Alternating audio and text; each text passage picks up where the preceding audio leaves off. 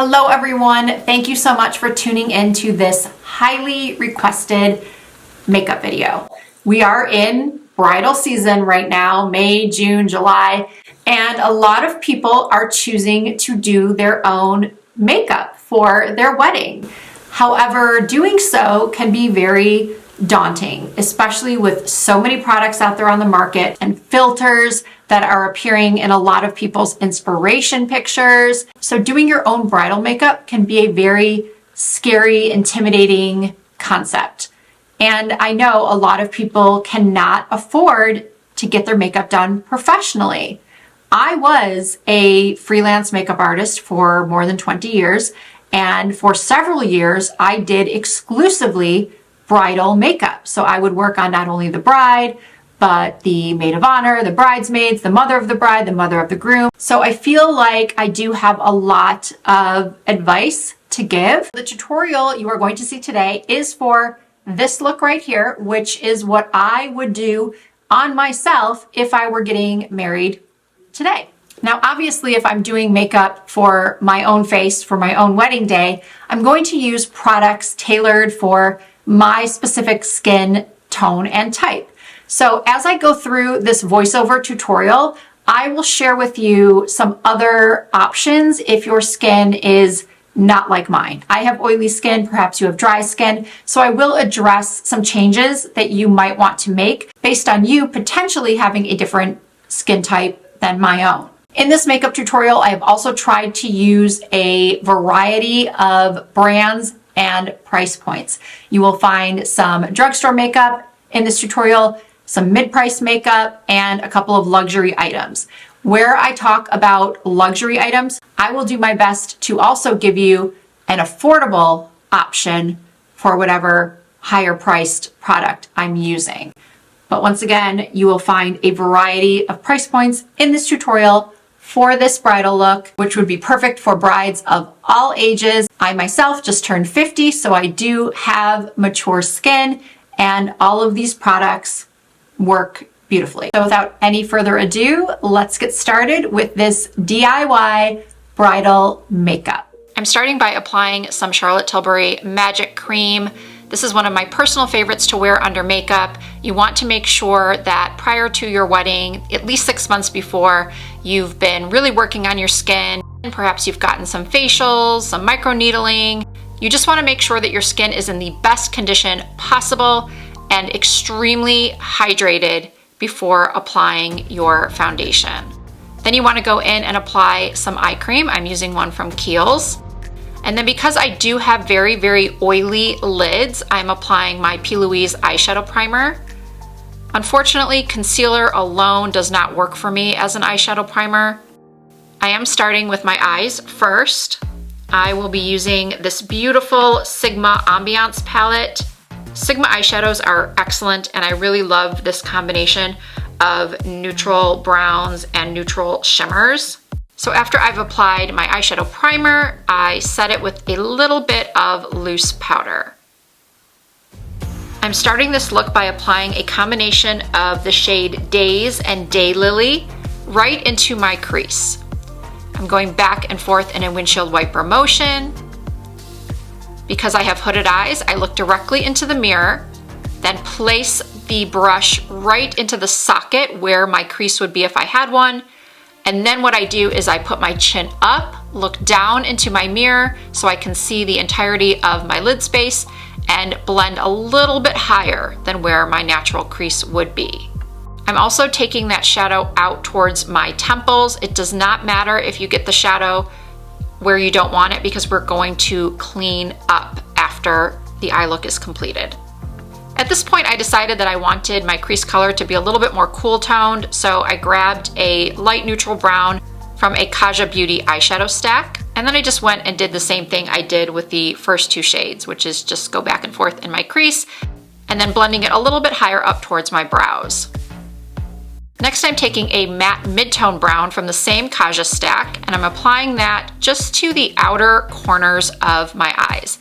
Because I am 50 years old, the skin on my lids is not as taut as someone in their 20s or 30s, so I do have to tug a little bit, ever so gently, and just pat the eyeshadow on to the outer corners. And I want to make sure I'm angling the shadow up towards my temples and not downwards, drawing my eyes more down. I want everything to look nice and lifted. And because I have that hood there and that fold, I do more of a tapping motion. I'm really just kind of tapping that medium brown so I get the skin that's under the hood as well. And I'm also taking that and blending it out towards my temples. I think I already said that. But again, not to worry if you feel like you've taken it out too far, because you can just clean it up.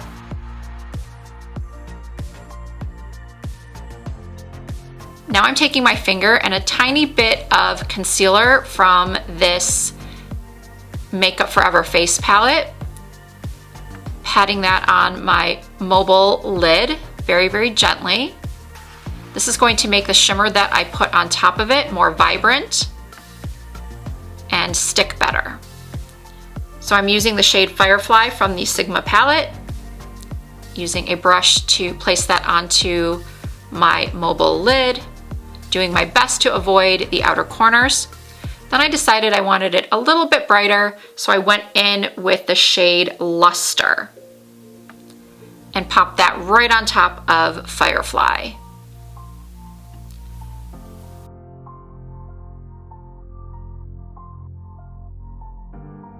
Now I'm going back in with the rougher brush that I used for that mid-tone brown, touching up the outer corners. Now I'm using the darkest brown called Enrich from the Sigma palette, and I'm using a Morphe Makeup by Ariel brush to softly line my upper lash lines, also placing it along the outer third of my lower lash line. So it's giving me an outline to deepen up that outer corner and give it more of a cat eye effect, or elongated, lifted effect. And so now I'm just sort of building it up into the shape that I find the most flattering.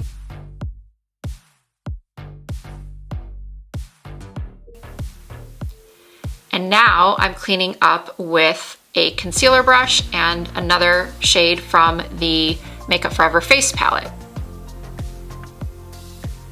You can also use a makeup wipe or a pointed Q-tip with some makeup remover on it. As you can see, I am really bringing that up towards my temples because my eyes do turn down on the ends, so I want a really, really lifted effect. And this is what does that for me. Now I'm curling my lashes. You're going to want to apply some waterproof mascara for sure. And after that, I'm applying some false lashes that I've already trimmed. These are the BK Beauty lashes in the style Stiletto. I like to curl the lashes before I apply them to my lids. If you struggle to put on false lashes, I do have a very, very in-depth eyelash application tutorial that I can link in the description box.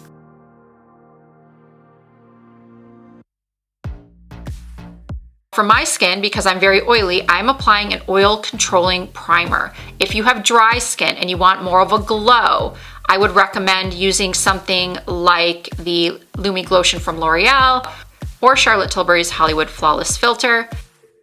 I almost forgot to use my Lumify eye drops. These are amazing. They make the whites of your eyes just so bright and white. Now for foundation, if you were getting your makeup done by a professional, they would most likely not just use one shade of foundation. They would be mixing 2 or even 3 to get your perfect shade. Many brides get a spray tan before their big day, so it is best to really customize your wedding day foundation. I'm using Estee Lauder Double Wear in 2 different shades. One is darker, one's a little bit lighter. You mix the 2 together either on your hand or on a mixing tray. I'm applying a little bit to my face, as you can see here, and then I'm blending out with a Stands Out makeup sponge. This is one of my personal favorite makeup application tools, but you can also use a foundation brush. The BK Beauty 101 is incredible. Now I'm going in for my first dose of setting spray. This one is from Charlotte Tilbury. Now I'm using a Rare Beauty contour stick to lightly contour my cheeks, forehead, and my nose.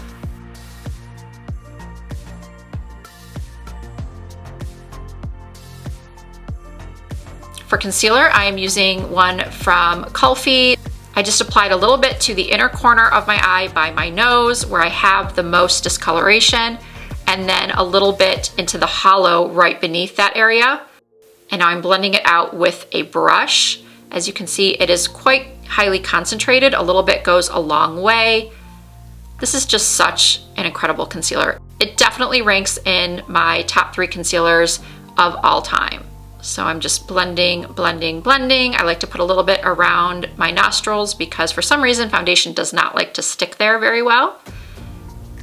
So I'm just blending and blending out that concealer, doing it again on the other side, starting with a small amount. And you can see what a large area the concealer does cover once blended out.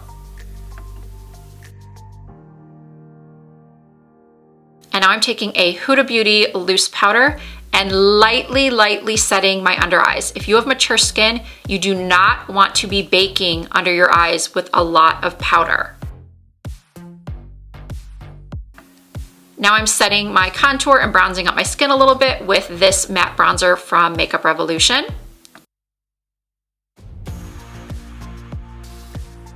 And now I'm taking a flat top eyeshadow brush and I'm going into that same shimmer shade we placed on the lid first, which is called Firefly.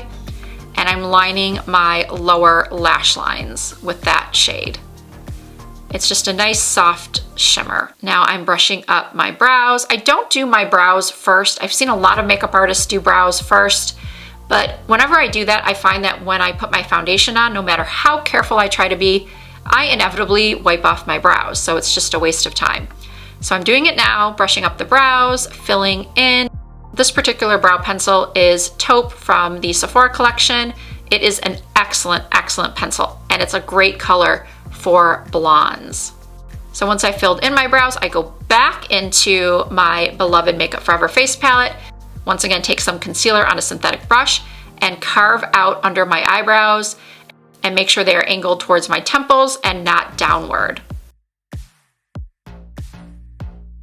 And now I'm setting the brows with this new fiber brow tint from Sephora. It is amazing. It fluffs up my brows and keeps them in place all day long. Now to set that concealer that I placed underneath my brow, I'm using the shade Daze. I'm just using a flat brush to tap it on.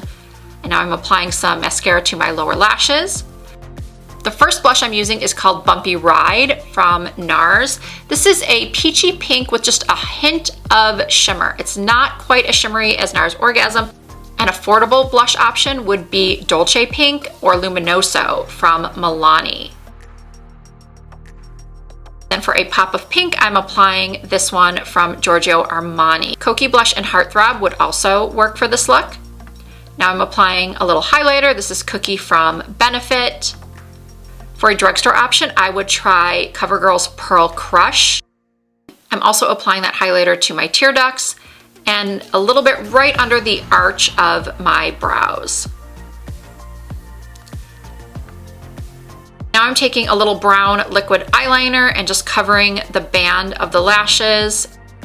For my lips, I'm using a waterproof lip pencil. This one is from Makeup Forever. It is 3C, which is a beautiful neutral pinky brown. And when I'm lining my lips, I overline a little bit at the top and a little bit at the bottom, but then I follow my exact lip line for the sides of my lips. And now I'm using this liquid lipstick from Milani. They recently reformulated their longwear liquid lipsticks and they are really, really nice. As you can see, the shade matches the liner perfectly. In this lighting, it is pulling a little bit peach, but I promise you it is not peach. And now I'm going over the top with some ColourPop gloss. This is the shade She's Here. I like these ColourPop glosses because they do not run outside my lip line like many other gloss brands do, and you really can't beat the price. Now, if you want to take this look up just a little bit, you can add some extra shimmer. I'm using one of the shades in that Kaja stack. I really, really love the Kaja eyeshadow stacks. I think they are really good quality and the shimmers in them are excellent.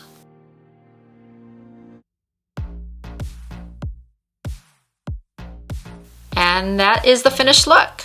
And the audio is about to go back to the way it was for the intro. Once again, I'm sorry about that.